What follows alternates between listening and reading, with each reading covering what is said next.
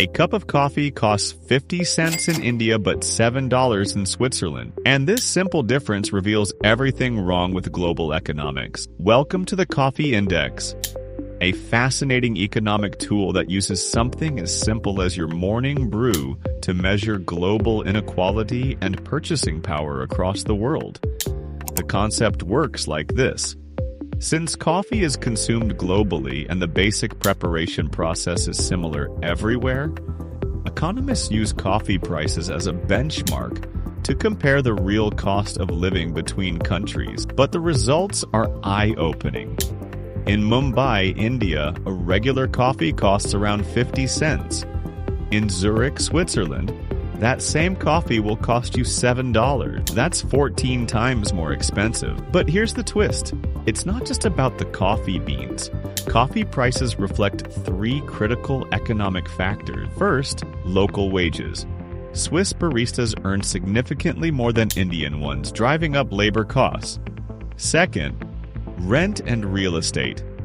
A coffee shop in downtown Zurich pays astronomical rent compared to one in Mumbai. Third, purchasing power.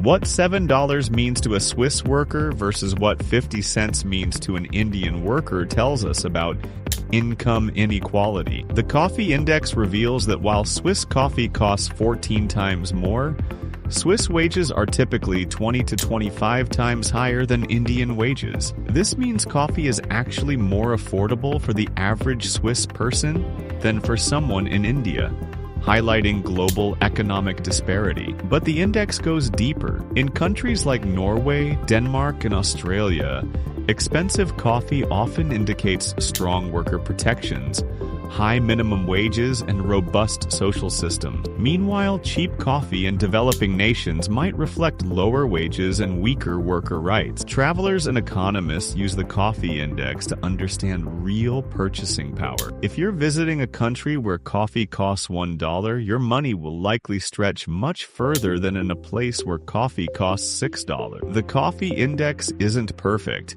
It doesn't account for cultural preferences, taxation differences, or varying coffee quality, but it remains a simple, relatable way to grasp complex economic concepts about global inequality, purchasing power, and cost of living. So next time you're sipping your morning coffee, remember, that simple cup is a window into the complex world of global economics, revealing inequalities and economic realities that shape millions of lives around the world.